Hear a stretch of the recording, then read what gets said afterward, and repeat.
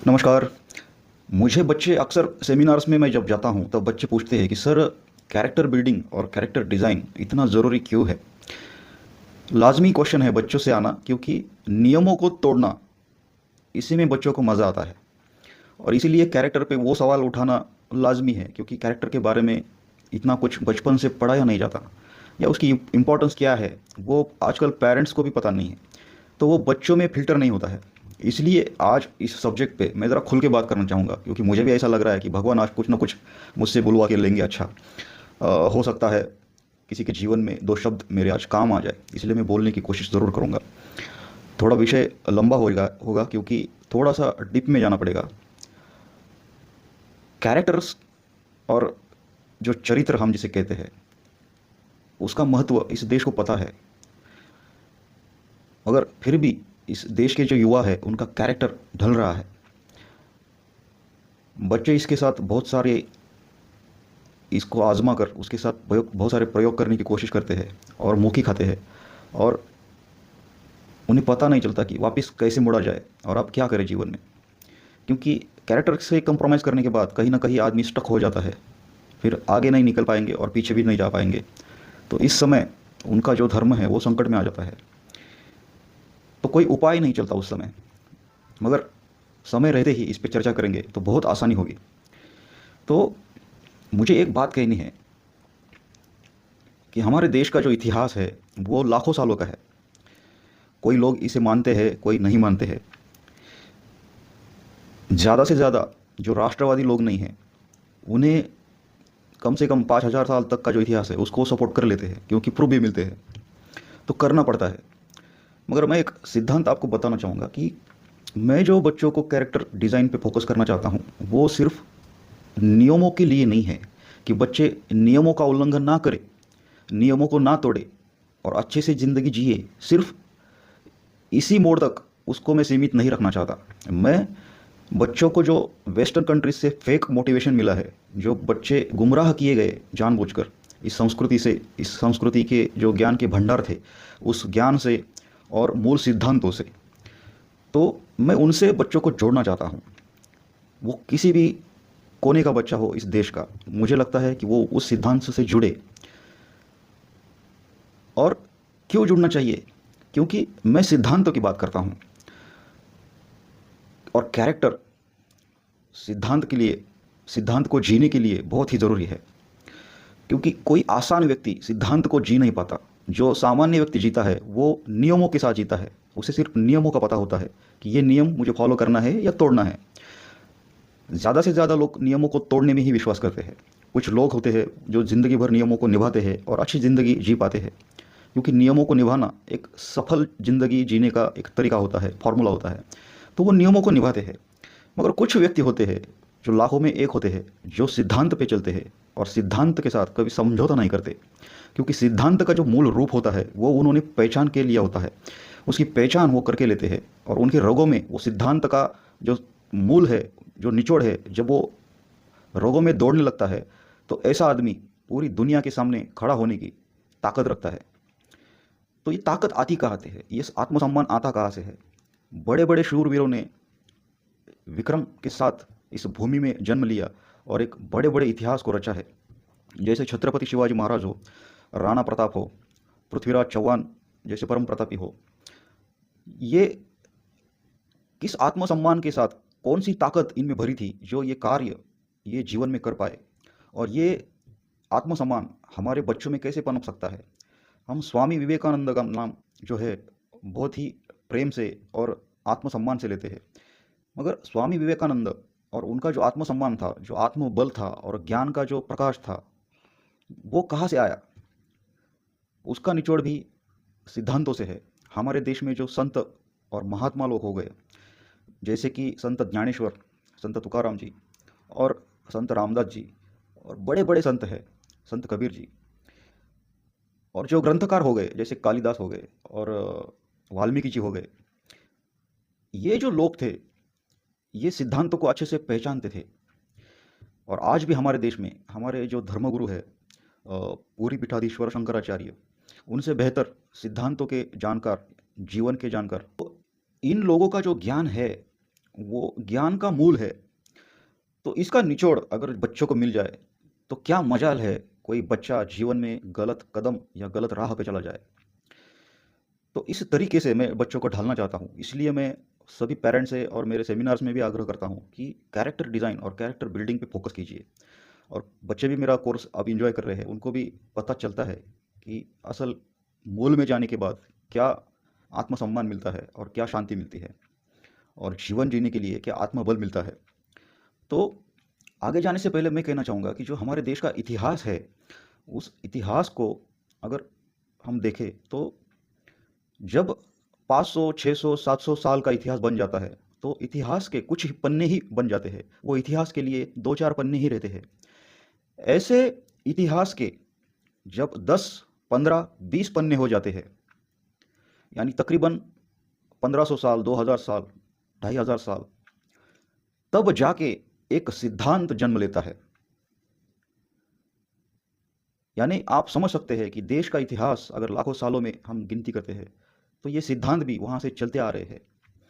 और ऐसे 4-5 पन्ने या 2500, 2000 साल का इतिहास और उसके साथ एक सिद्धांत जन्म लेता है, जिस सिद्धांत की रक्षा सृष्टि भी करती है, क्योंकि जो इतिहास घटित हुआ वो सृष्टि का ही पात्र था। जो इतिहास रचने में जिन्होंने अपनी भूमिका निभाई है, वो भी इस सृष्टि के ही बनाए पात्र थे। जो काल घटित हुआ उस समय में, वो भी इस सृष्टि का ही पात्र था। तो सृष्टि इसमें एक अहम भूमिका निभा रही थी। तो इस सिद्धांत को जन्म देने में भी सृष्टि का एक अहम भूमिका रहती है। तो इस लहजे से जब हम समझेंगे सिद्धांत को, तब हमें समझ में आता है कि सिद्धांत कितना महत्वपूर्ण है। और जब एक सिद्धांत बनता है और उसके पीछे इतनी सारी हिस्ट्री रहती है, तो ऐसे जब 10, 15, 20, 25, 50 सिद्धांत जन्म लेते हैं, तो न जाने कितने लाखों पन्ने इतिहास के बीत जाते हैं।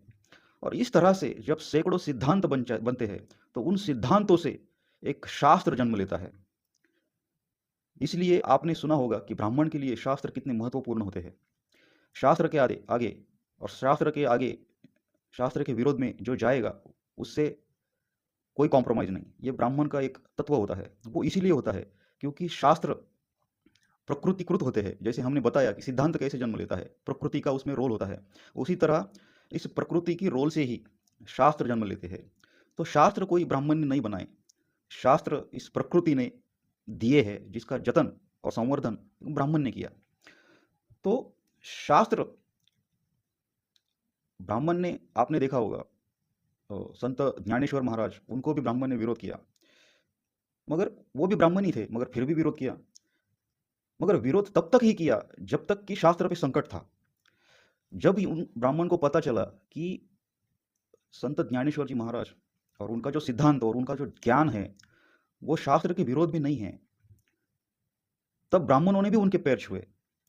मगर तब तक नहीं, जब तक ये सिद्ध ना हो जाए कि ये शास्त्र के विरुद्ध नहीं है। क्योंकि शास्त्र पे इस सृष्टि का बैलेंस टिका हुआ है, इस समाज का बैलेंस टिका हुआ है। और आज हम लड़ झगड़ रहे हैं, ये हमारे लिए 2-4 पन्ने हैं। ऐसे 10 पन्ने भी पलट जाए तो शास्त्र का कुछ नहीं बिगड़ता। शास्त्र फिर भी रहेगा, क्योंकि वो सृष्टि ने बनाया है। और उस शास्त्र की रक्षा करना हर एक पीढ़ी का कर्तव्य है, क्योंकि वही आगे समाज का और समाज को एक ज्ञान के प्रकाश की तरह कार्यरत रहता है। वो शास्त्र का रोल है। तो इस तरह से हम सिद्धांतों को देखेंगे तो हमें पता चलता है कि जीवन में सिद्धांत कितने महत्वपूर्ण हैं। और जब हम इससे सिंक्रनाइज होते हैं, तब हमें संस्कार और संस्कृति का महत्व अच्छे से प्रकट होता है हमारे सामने। उसका जो क्लियरिटी है, वो हमारे आंखों के सामने अच्छे से टिक पाता है। उसे हम धारण कर पाते हैं। क्योंकि संस्कार क्या है? अगर संस्कार हम शब्द लेंगे, तो संस्कार के स के ऊपर एक अनुस्वार आता है, उससे वो शब्द बनता है और उसके आगे स्कार लगता है। तो संस्कार, जैसे संक्रांत, जैसे संयोग, हर स पे एक जीरो लगा है, अनुस्वार लगा है। तो ये जो स है, वो संकल्प में भी है। तो ये जैसे संक्रांति में संक्रमण काल है, तो संक्रमण काल यानी वो सिंक्रनाइज हो रहा है। जब सूर्य मकर राशि में प्रवेश करता है, तब सृष्टि में कुछ बदलाव हो रहा है। इस लिहाज से वो संक्रमण काल में वो स जो है, वो बता रहा है कि ये सिंक्रनाइजेशन हो रहा है। और जो संकल्प है, उसमें भी वो बता रहा है कि कल्प जो है, जो आइडिया है, उसका विजुअलाइजेशन ऑफ आइडिया, उसके साथ साथ कुछ ना कुछ सिंक्रनाइजेशन हो रहा है। इसलिए वो संकल्प, कल्पना पे संग लगा। तो इस तरह पे वो संकल्प बना। और बाद में संस्कार, तो संस्कार का भी वही है, वो भी सिंक्रोनाइज हो रहा है संस्कृति के साथ साथ और सृष्टि के साथ साथ, क्योंकि सृष्टि आगे जा रही है, काल क्रमन आगे बढ़ रहा है, तो संस्कार भी आगे जाएगा, चाहे वो आपकी तरह से हो या आपके डीएनए से हो, आपकी आने वाली पीढ़ी के लिए हो, आपके डीएनए से में भी वो आगे जाएगा, आपके पैटर्न में से, आपके मेमोरी में से, आपका डीएनए में जो डाटा पैटर्न बनेंगे उसमें से, क्योंकि उसी में से हम कहते हैं कि ये बच्चा आपके दादा की तरह दिखता है, ये बच्चा तो अपने बाप पे गया है, क्योंकि वो अपने गुण लेके डीएनए आ रहा है, उसमें कोई बड़ा साइंस नहीं है लॉजिकली समझने के लिए। तो ये प्रूव हो जाता है कि संस्कार आगे जाता है। तो इसी तरह वो बता रहा है कि उसमें भी स है, उस पे अनुस्वार है, तो सिंक्रोनाइज हो रहा है। तो ये संस्कार और संस्कृति का नाता सिद्धांतों से है। अगर हम कुछ पन्नों पे लिखा सिद्धांत अगर परखेंगे शास्त्रों में, तो सिद्धांत यही कहता है हमारे देश का कि भगवान यानी देव, देश और धर्म, ये हमारे देश की बुनियाद है इस संस्कृति की, इसका फाउंडेशन है, जिसको कोई हिला नहीं सकता, क्योंकि ये सृष्टि से आया हुआ है। अगर इसमें आप छेड़छाड़ी करोगे और इसके साथ कुछ बुरा बर्ताव करने की कोशिश करोगे, तो तय है कि आपका खात्मा होगा। ये सिद्धांत कह रहा है, मैं नहीं कह रहा हूँ, क्योंकि सिद्धांत कभी बदलते नहीं हैं। और सिद्धांत अपने आप में खरे उतर चुके होते हैं। उसके लिए ढाई ढाई 3-3 हज़ार साल का इतिहास गया होता है। उसके लिए लाखों युवकों का, क्षत्रियों का, सुवर्णों का लहू बहता है, इतिहास बनता है, तब जाके वो पन्ने गढ़ते हैं, उसमें से नियम बनते हैं, और नियमों के निचोड़ निचोड़ से सिद्धांत जन्म लेता है, और उससे शास्त्र बनते हैं। तो ये जो रूट है, तो उसमें से ये जो फाउंडेशन बना देव, देश और धर्म, तो उसमें फिर ये संस्कृति का फाउंडेशन हो गया, जो स्पिरिचुअल फाउंडेशन हम जिसे कहते हैं, क्योंकि वो प्रकृति से आया है, इसलिए स्पिरिचुअल फाउंडेशन कह सकते हैं। और उसका जो फिलोसॉफिकल फाउंडेशन होता है, उसमें फिर आता है देश यानी राष्ट्र, समाज और व्यक्ति। तो ये पूरक है फॉर्मूला, क्योंकि देव की तरह व्यक्ति अगर कोई बनेगा भगवान की तरह, तो अच्छा समाज भी गठित होगा, अच्छा समाज बनेगा, और उससे एक मजबूत राष्ट्र बनेगा। तो वो भी व्याख्या, वो भी सिद्धांत अपने आप में प्रूव होता है कि अच्छे राष्ट्र बनाने के लिए ये व्याख्या अपने आप में अच्छे से घटित है। तो अगर व्यक्ति इतना महत्वपूर्ण है कि उससे समाज बनेगा और समाज से राष्ट्र बनेगा, तो व्यक्ति के लिए महत्वपूर्ण क्या है? तो व्यक्ति के लिए महत्वपूर्ण है उसका चरित्र, उसका कैरेक्टर। तो बात फिर वही आके रुक जाती है कैरेक्टर पे। और सृष्टि, जिसे हम प्रकृति कहते हैं, वो एक स्त्री का रूप है। एक स्त्री में भी प्रकृति स्थापित रहती है, वो प्रकृति का ही रूप है, जिससे प्रजनन होता है, जनन होता है, वो किसी दूसरे व्यक्ति को जन्म देती है, वो सृष्टि के गुणधर्मों को धारण करती है, इसलिए स्त्री में प्रकृति है। तो जब कोई प्रकृति से छेड़खानी करेगा किसी भी प्रकार से, अगर वो स्त्री के रूप में है या प्रकृति के रूप में है, तो उसका पूरा बंदोबस्त सृष्टि करेगी सिद्धांत के अनुसार। तो इस संस्कार को पहचानना तभी पॉसिबल होता है जब आप सिद्धांत को अच्छी तरह से ढालते हो अपने आप में। तो बच्चियों को भी समझ आता है कि कैरेक्टर में कितनी ताकत है, और प्रकृति के बैलेंस में ये क्या रोल निभाती है। इसमें भी हम आगे डीप में जाते हैं, और उसे खोल के जब अच्छे से बच्चों के सामने रखते हैं, तो क्या मजाल है बच्चों की वो गलत कदम रखे या माँ बाप के अनुसार ना चले, और जीवन में अपने साथ, अपने कैरेक्टर के साथ कुछ उथल पुथल करे। कोई मजाल नहीं है, इतनी ताकत आपकी इस संस्कृति में, आपके इस ज्ञान के भंडार में है। सिर्फ आपको वो डिस्टेंस नापना होता है वहाँ तक, और बच्चों के सामने या बच्चों को उस ज्ञान से जोड़ना होता है। इसलिए मैं प्रयास कर रहा हूँ कि इस समाज के जो बच्चे हैं उनको एक अच्छे समाज में ढालने के लिए, और समाज को एक अच्छे राष्ट्र में ढालने के लिए ये फाउंडेशन को बनाना बहुत ही ज़रूरी हो गया है। क्योंकि बच्चे, उनकी जो डेफिनेशंस है, बॉडी काउंट बनाना, अलग अलग गर्लफ्रेंड बॉयफ्रेंड का जो कल्चर है, और उसमें वो धंसते जा रहे हैं। उनको लगता है कि वो ऊपर जा रहे हैं, मगर असल में वो नीचे गिर रहे हैं, तो उनको उठाना हमारा काम है। इसलिए मैं अपील करता हूँ कि आपको, अगर आप मेरे इन बातों से सहमत है, तभी आप अपने बच्चों को एनरोल कराइए। एकदम बर्गर की कीमत में मैं सब्सक्रिप्शन दे रहा हूँ, तो बच्चों को बहुत ज़रूरी है, और कुछ जीवन में अच्छा ही करेंगे।